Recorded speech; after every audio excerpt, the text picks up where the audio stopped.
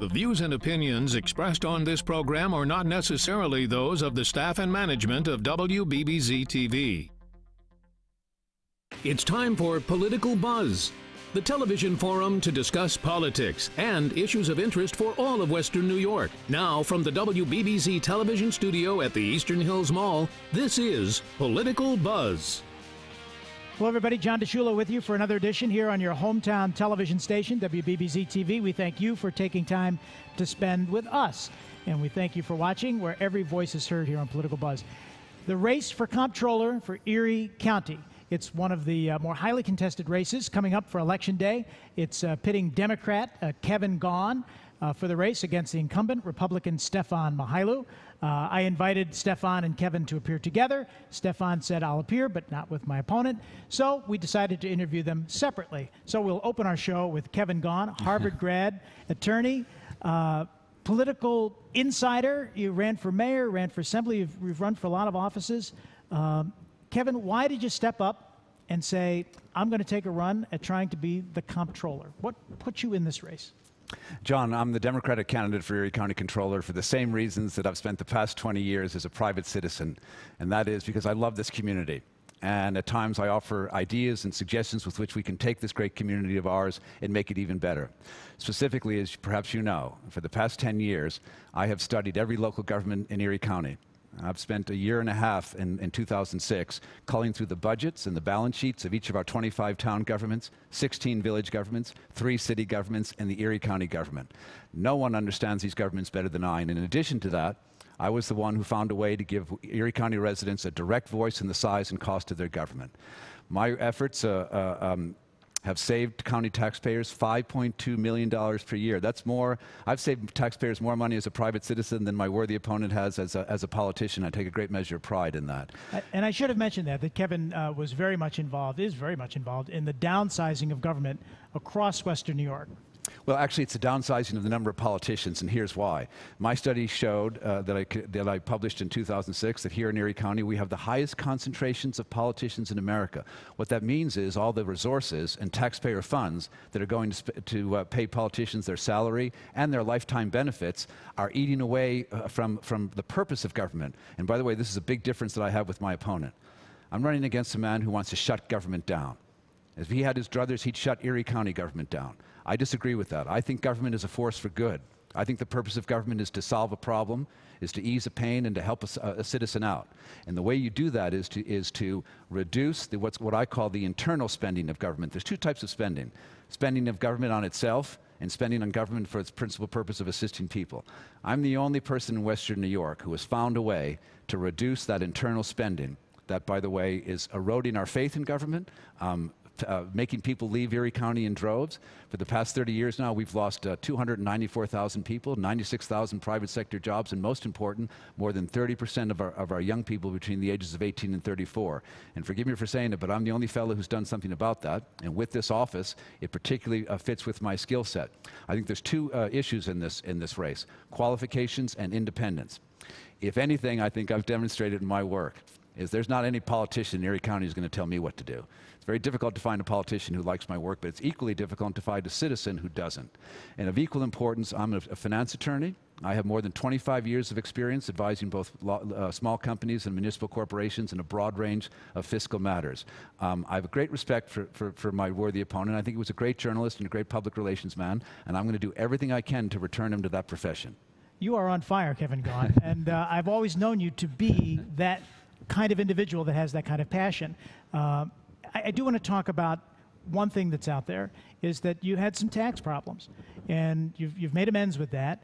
But knowing that, going into a race where you're managing money, why would you have gone into that race knowing you had that tax issue, or why not clear it up before you entered the race?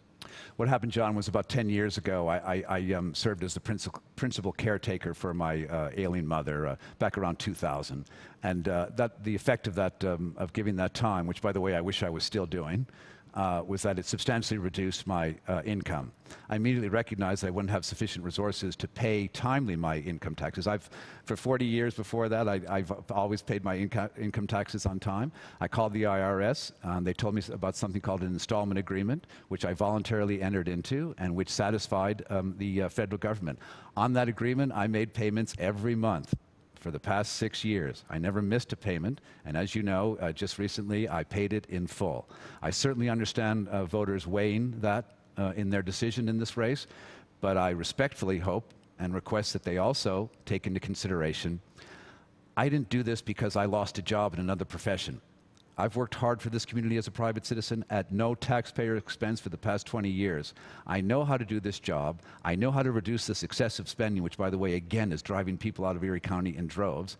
And quite frankly, you know, in the 8 months that my opponent has held this job, I haven't seen an audit, and I've read every one of them. I'm afraid Mr. Mihailu confuses press releases with audits.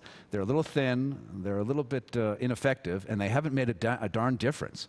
And let me say this, when and if voters put me in this office, the first thing I'm going to do, and if I only accomplish this, I think it'll have value, we're going to put an end to this embarrassing patronage pit of the Water Authority in Erie County, which for years has embarrassed us all. I was going to ask about that because it is something that we'll hear from Stefan about also.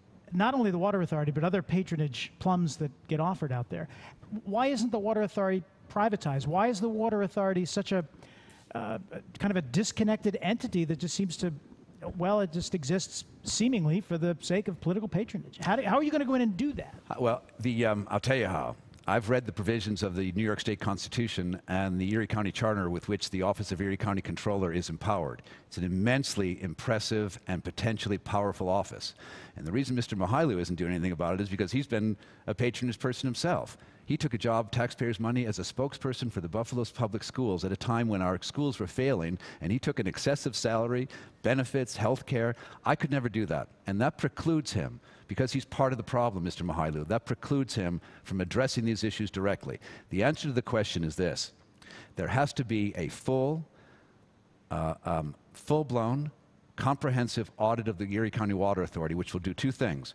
It will reveal to people exactly the numbers, the amount of money that's being spent on these friends and family folks. And then what you have to do, when I've demonstrated my ability to do that, is to create a coalition of citizens who want to change that, and I've done that now for 20 years, and give them the power to say, this has to stop. I can't wait to do that, and I've demonstrated, I've already done it as a private citizen, and as a public servant, I'll do it even better. We'll have just a few remaining moments here, Kevin, but one of the things I wanted to touch on, maybe for the audience that doesn't know who you are, your background. I mean, your family was very connected to President Kennedy, so you really are a child of politics. You've grown up in this world. I think if my mother or father were here, my mother was an educator, my father was a Buffalo policeman who, as you kindly say, went on to serve 3 American presidents, including President Kennedy, and I think they'd prefer if we said that I was a child of service.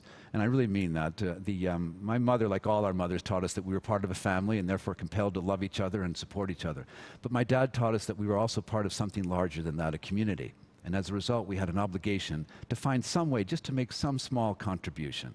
Now, all these politicians, they're good and decent people, including my worthy competitor here. But I think the work that I've done as a private citizen and what I'll do as controller will show people that I have absolutely no interest in power. I have no interest in walking around in expensive suits and pretending that we're part of a different class. The idea for me is to put my head down for 4 years and just perhaps solve 1 or 2 problems here in county government. Just perhaps, reduce that excessive spending, continue to reduce property taxes, which I've already accomplished, and maybe at the end of 4 years, people will say, well, look, at least we had a fellow who was thinking about someone other than himself. That would make me very happy. Kevin Gaughan in the race for Erie County Controller. We'll hear from his opponent when Political Buzz comes back. And to find out more about Kevin, here's his website as Political Buzz takes a break.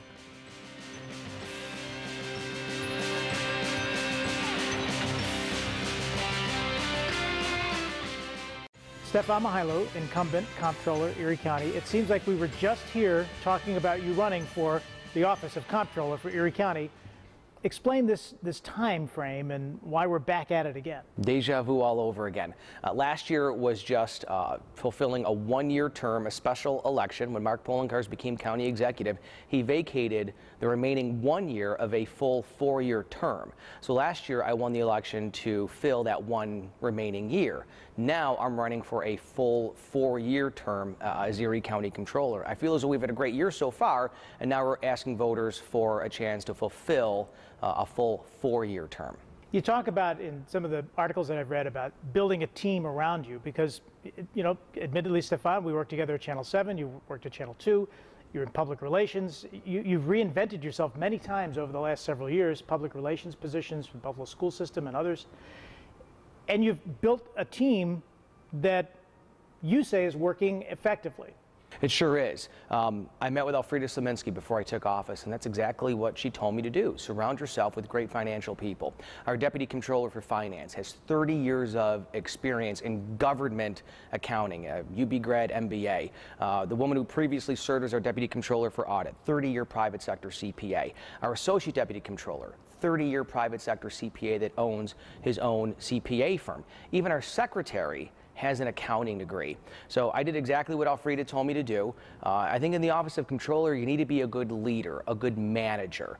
I set the vision for the office, and then I have our very fine staff, union and non-union, basically execute that plan. We've had a great first year. I'm really proud of our accomplishments, and now I'm asking for a full 4-year term. What is it like to be on the other side of holding people accountable? I don't like it sometimes, but I, of all people, have that understanding that government works best when there's accountability, when someone shines a light on it. Yeah, I mean, I'm really proud of that career, and we work together holding politicians in power accountable during our time together at another place in Buffalo. And I'm really proud of the fact that I got to learn the county budget like the back of my hand and to basically hammer politicians as a journalist. Now I'm on the other side, just basically holding politicians in power accountable. Now I'm doing it as the controller, as the watchdog from the inside. So I welcome it. I think government works best, especially when media asks probing questions, tough questions, because that keeps politicians on their toes and brings accountability to government. The more accountability to government, the better. Let's talk a little bit about tough questions in the sense that, from what I've read, the Water Authority might be coming under the potential for an audit. And historically, the Water Authority has been a place that political patronage jobs have been placed. And people, and I've never quite understood the Water Authority. It seems like its own separate entity. Who governs? First of all, who does govern the Water Authority? What would the audit entail, and what would you do to go in and clean up what might be assumed to be a problem? Yeah, it's an absolute patronage pit. I understand that. Taxpayers understand that. Technically, they are a separate entity within county government, but we are in the midst of exactly that, looking at the Water Authority right now. We're looking at salaries, comparing them to water authorities across New York State. We're also looking at the golden parachutes that they're giving their retired employees or employees that leave their service.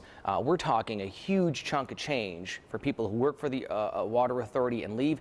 You find this nowhere in the private sector. My salary as Erie County Controller is public. It's $80,000 per year.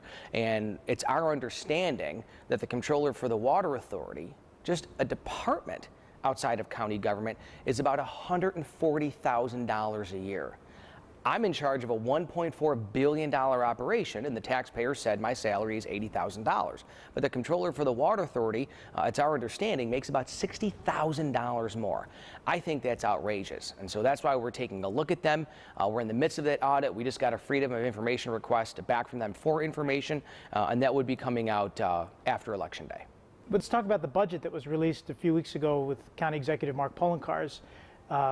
He says he's not going to raise any taxes, and yet you were critical of the county executive using what you defined as surplus or rainy day funds to help make the budget balance. We use Mark Poloncarz's own words on that. A few years back, Mark Poloncarz, when he was controller, criticized his predecessor for using $16.7 million in what he called one-shot revenues, gimmicks, and smoke and mirrors to balance the budget. Well, lo and behold, that's exactly what Mark Poloncarz is doing right now as county executive. Not my words, Those are his words. The Erie County Executive's own budget director, Robert Keating, before the control board last year, called kicking the can on pension payments a bad idea, that you're basically hurting taxpayers by making them pay later for a bill that should be paid right now. So I agree with the county executive. You should not use one-shot revenues, gimmicks, and smoke and mirrors to balance the budget. And I agree with the county executive's own budget director last year when he basically said that kicking the can on pension payments is not a good idea. John, we had a county executive about 10 years ago that held the line on taxes, increased spending, and used one-shot revenues and gimmicks and smoke and mirrors to balance the budget. How'd that work out for Erie County? Not too well. It led to the red-green budget crisis. Yeah, your relationship with the county executive does not seem to be an amicable one, or am I maybe reading that wrong? I can give you numerous examples of where we work together on behalf of taxpayers. Immediately when we heard that FEMA wanted to collect $48 million from Erie County going back to the October surprise storm, I made a phone call directly to him, offered my help in any way, shape, or form. We had a joint press conference saying that we were unified, and I publicly praised him for the work that was done to return or not have the county be on the hook for the $48 million. Now, as I mentioned before, in my own budget, we saved almost $500,000 by not filling positions and doing more with less. I publicly praised the county executive earlier in the year for saving about $2 million in the budget this year by not filling positions right away. I praised him for that. We had private meetings with the deputy county executive during the height of the bill's lease negotiations. We needed to have the bonding resolution passed very quickly by the legislature in order to meet deadlines, and we pushed really hard in the legislature based on the county executive's request, and we got it done. When I need to hold him accountable, I do, but when I publicly praise him for a job well done, I do that as well. So what I always tell people is I call him like I see him, the good, the bad, and the ugly. Let's talk about your competitor, Democratic candidate Kevin Gaughan. He had made a claim in his press material that you accepted some money from Tonawanda Coke. Explain that and his concern with it. Did you take money from an entity that has not been given the best record for clean air? I'm proud of all my support from taxpayers, businesses, folks that I grew up with in the east side of Buffalo and William and Fillmore and the Seneca Babcock neighborhood, and business owners who believe in government accountability, having an independent watchdog, and making sure the politicians don't have a blank check. I'm incredibly proud of that support across the board. We feel as though that's nothing more than smoke and mirrors and a deterrent on behalf of my opponent to hide from the fact that he's a tax delinquent, didn't pay his taxes, and do we really want the person in charge of collecting and distributing taxes within Erie County to be someone who didn't pay his own? I mean, Kevin Gaughan's tax problem is so bad that the government actually deducts payments from his checking account every single week. So that's what this whole campaign is going to boil down to. It's one question: who do you trust? I have an open, honest, and transparent administration. That's why I release my taxes publicly. I have no liens as far as taxes are concerned. I don't have an automatic deducted payment from my checking account to the IRS. That's what this election really boils down to. It's one simple question: who do you trust? Do you trust the man who can't even pay his own taxes? Do you really want the person in charge of Erie County's taxes to be someone who doesn't pay their own? Well, I do know that part of your budget includes walking shoes because you're out in the community, Stefan, all the time with your daughter, knocking on doors and really getting to know the community. I guess we'll wrap it up by saying, what are you hearing from the community about the job that you're doing and the job that other politicians are doing, what they want and expect to live life in this county? The one sentiment that I hear from taxpayers all the time is, you go get those politicians. And it's true. People want an independent watchdog in the Office of Comptroller. Government works best when there's strong checks and balances. I mean, you can go back to Alfreda Szymanski, Nancy Naples, and to his credit, Mark Poloncarz. People like the fact that there is someone who is a strong watchdog in the Office of County Comptroller. And people tell me all the time, just you keep those politicians honest. You keep hammering those politicians. Thanks for stopping by WBBZ-TV today, Stefan. Thank you, John.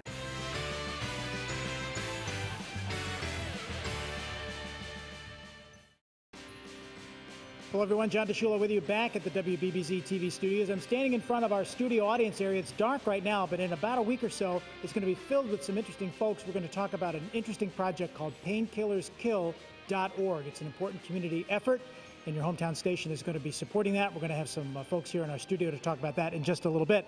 Our studio located right by Macy's at the Eastern Hills Mall. But we have another great hometown event to talk to you about. We're recognizing hometown heroes, or rising stars, and it's an event that benefits the Cystic Fibrosis Foundation. So we have the Executive Director of the Cystic Fibrosis Foundation here, Gia Kuhn. Gia, welcome to Political Buzz. And we have some of your rising stars who are here, and we're going to meet Bethany and Charles in just a little bit. But Gia, the mission of cystic fibrosis and what the Rising Stars event means to that mission. Absolutely. Thanks for having us, John. You're We're welcome. excited about raising awareness for cystic fibrosis. It is the #1 genetic disease for which there's no cure. Folks that have cystic fibrosis, they're impacted their lungs, they cannot breathe like you and I can, and their digestive tracts. So we're here to raise money, and we have fun parties, and we raise money to fund research, some critical research that is really making a difference. Now, the Rising Stars event is coming up Thursday, November 7th. In fact, Kim Piazza from What's the Buzz is going to be the host. We're excited about that. Explain what the Rising Stars event is, and then you can introduce Bethany Mazur and Charlie Meister. Yes, I'm happy to. We are always looking to bring in new, bright individuals to our organization, and the Rising Stars event was formed with the thought process to let's reach out to some of those best and brightest and recognize them for what they've done in their careers, in the community, and to really showcase that and have fun doing it, raising money for research. And two of those rising stars are here. And Bethany Mazur, yes. You're over at University of Buffalo, and we love UB. Talk to us about why you felt passionate to help cystic fibrosis. So when I was nominated, it was by a friend, an associate of my husband's, and he started talking to me about the Cystic Fibrosis Foundation. And personally, I also have a rare disease. And I feel like there is a community around people that have these diseases that don't have treatments or cures, and kind of like a brotherhood. And I loved the idea of supporting the Cystic Fibrosis Foundation because it gave me that opportunity to kind of band together with these people that I have something in common with and help them and bring recognition to the problem. At the risk of maybe getting too personal, what is the condition that you're challenged with? I have hypoparathyroidism, so I don't have any parathyroid glands. Interesting. Well, you'll be joining many others Thursday, November 7th at the stage at the Hyatt Regency Hotel, including Charlie Meister, who's sitting next to you. Charles, explain, first of all, you're with KeyBank, right. And we welcome you from KeyBank. Explain your mission with CFF. Absolutely. I was actually nominated by my boss at work, who Gia works with and has been involved with this for some time now as well. And she kind of explained a little bit about CFF to me. And why she's passionate about it. And really, it's something that I've known about since I was a child. It was just something that I happened to kind of learn about through school. I don't know anybody that's personally affected prior to my involvement here. But I've kind of known a little bit about CF, and it's something that really, when faced with the opportunity to get involved and help fundraise and help an organization that's already doing wonderful things, being a part of that and being able to kind of give back to the community a little bit in that way was very appealing to me. It was something I absolutely jumped on right away. And Gia, you know, we've gone to several events together with other friends that benefit charities, and I always find that you see the same people there. And it's encouraging to see that you've identified young people who will step up and really be, in some respects, the next generation to help causes in Western New York. Yes, and that was the thought process. We want to really identify some of these bright young people and get them, hopefully through their experience with Rising Stars, they'll be touched or moved, and they'll continue to work with us and have fun and be part of finding a cure.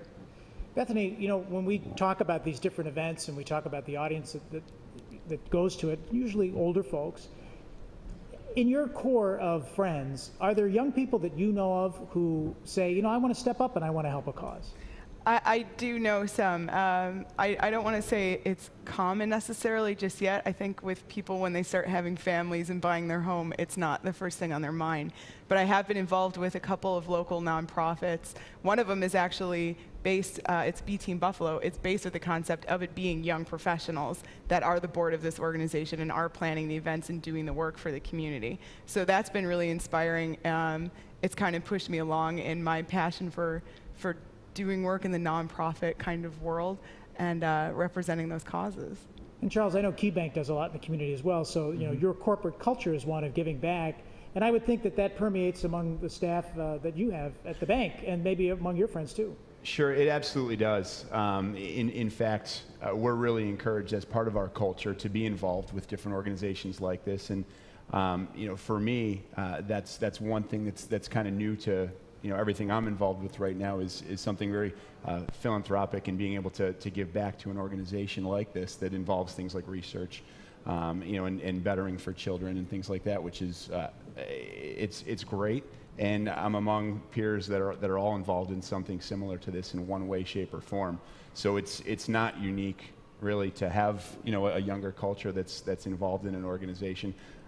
This year I happen to be involved in this one, and it is something that Gia's passion for this is actually pretty infectious. It's something that definitely would like to stay involved with in any way that I can as we go forward as well. Charlie, I'm sorry, John, but your bank has been so tremendously supportive of you in this program. I mean, you've really energized the branches. People are selling, pinups, and you've got everybody working at KeyBank to help find a cure. It's a part of what we do. Month in and month out. There's always there's something else going on, and this one happens to be the one that I get to beat the drum for. So, we try to beat it a little louder. Well, and Gia, as we all know, fundraising for not-for-profits, fundraising overall, very tough. So you have a tough road there because there are so many deserving organizations, but you do a great job with that. Thank you. We couldn't do it without the volunteers. We really couldn't. And we couldn't do it without folks like this that we hope will be part of our future. All right, so Cystic Fibrosis Foundation will benefit from the Rising Stars event. It's Thursday, November 7th, Hotel in downtown Buffalo. And the website is cff.org for information. And what time does it start, Gia? It starts at 6. There's a cocktail party at 6. We like to have fun. And then we will have dinner at 7:30. We have auctions. There's silent auction, live auction. Really nice dinner. So it's a full evening of fun. And you can actually also call the office if I can put a plug in. I'd love to. It's 204-2535. We'd love for you to call and get tickets. Good. 204-2535. All right. And WBBZ, happy to support this event. Among others, Kim Piazza will be there. We hope to see you there, too. That wraps it up for this edition of Political Buzz. Join us every Thursday at 9 a.m., Sunday morning 11, right here on your hometown television station.